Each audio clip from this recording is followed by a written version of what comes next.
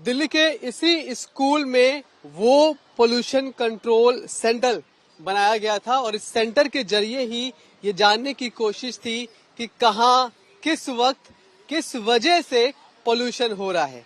जब ये centre school के अंदर बनाया गया था तब यहाँ पर मीडिया की एंट्री थी, आराम से लोग जाते थे, रिपोर्ट करते थे। लेकिन आज ये सेंटर जब बंद हो गया है तो इस गेट से ही जो मीडिया एंट्री है वो पूरी तरह से बंद कर दी गई है।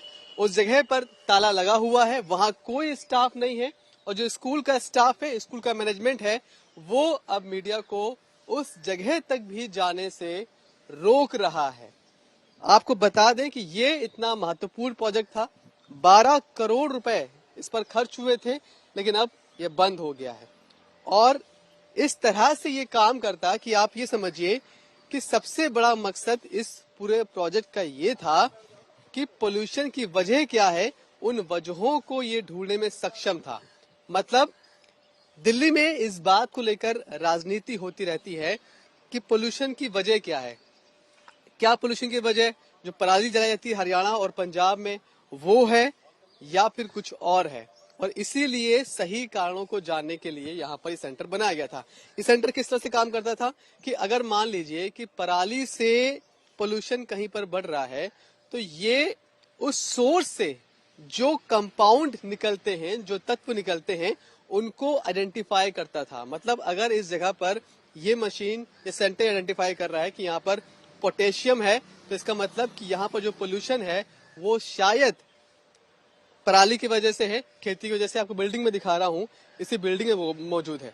तो इस तरह से वो उन कंपाउंड्स को पहचानता था जो कि सोर्स ऑफ पोल्यूशन होते थे। ऐसे ही अगर आप मान लीजिए कि कहीं पर कूड़ा जलाया जा रहा है तो कूड़ा जलाने में लेड, जिंक, आर्सेनिक और ब्रोमाइन निकलता है। तो ये मशीन, ये सेंटर इन तत्वों को पकड़ता था और बोलता था कि इस पर्टिकुलर इलाके में जो पोल्यूशन है वो वेस्ट बर्निंग की वजह से है।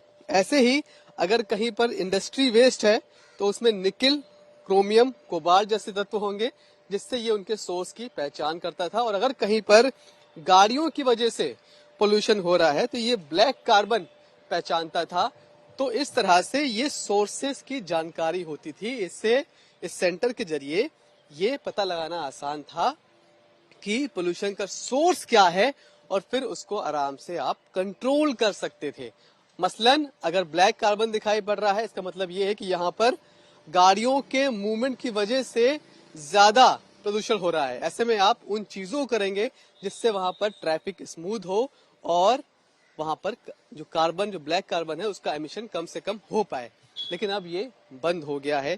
आईआईटी कानपुर के जरिए ये पूरा सेटअप तैयार किया गया था। ये वैन अभी भी यहाँ मौजूद है, जिसका जो कि एक हिस्सा है इस पूरे सेंटर का, लेकिन अब ये भी यहाँ पर इस तरह से खड़ी हुई है।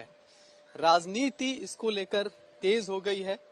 दिल्ली सरकार ने खुद ये कहा है कि डीपीसीसी के चेयरमैन ने इस पूरी योजना को बंद कर दिया है और खुद उन्होंने, जो एनवायरमेंट मिनिस्टर हैं गोपाल राय, उन्होंने एक चिट्ठी लिखी है अरविंद केजरीवाल को, ये कहते हुए कि डीपीसीसी के चेयरमैन जो कि अश्विनी कुमार हैं, उनको सस्पेंड किया जाए क्योंकि इन्होंने इस प्रोजेक्ट की कॉस्ट को ज्यादा बताते हुए इतने महत्वपूर्ण प्रोजेक्ट को बंद कर दिया।